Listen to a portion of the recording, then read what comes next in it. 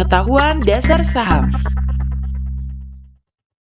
Analisa Fundamental, episode Revenue dan Revenue Growth. Revenue adalah jumlah pendapatan suatu perusahaan dari penjualan barang atau jasa.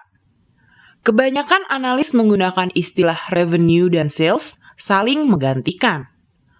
Perusahaan biasanya menghitung dan melaporkan revenue tiap kuartal atau per tahun.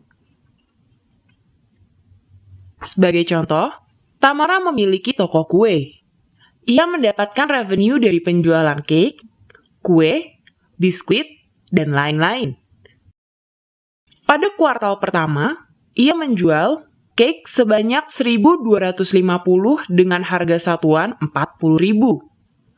Kue sebanyak 10.000 dengan harga satuan 4.000. Biskuit sebanyak 10.000 dengan harga satuan 2.000. Pendapatan lain-lain sejumlah 40 juta. Sehingga diketahui total revenue adalah 150 juta.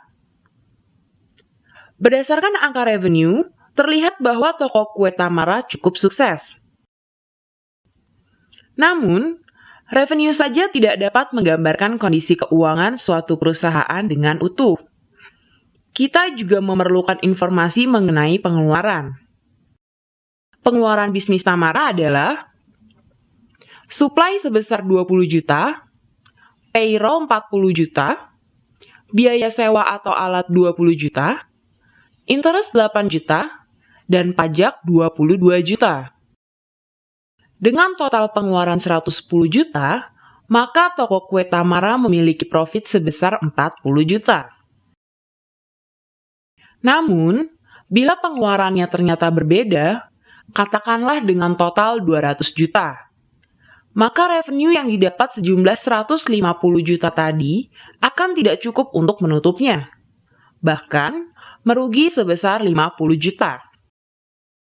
Oleh karena itu, revenue memang penting, namun harus dianalisa dengan pengeluaran untuk menghasilkan gambaran yang akurat pada suatu perusahaan. Revenue growth. Revenue growth adalah peningkatan penjualan ketika dibandingkan dengan jumlah penjualan periode sebelumnya. Penjualan periode yang sedang berjalan dapat dibandingkan berdasarkan performa year over year atau tahun ke tahun secara berurutan. Hal ini digunakan oleh analis dan investor untuk melihat dan atau menggambarkan grafik peningkatan penjualan. Demikian video edukasi saham dari kami.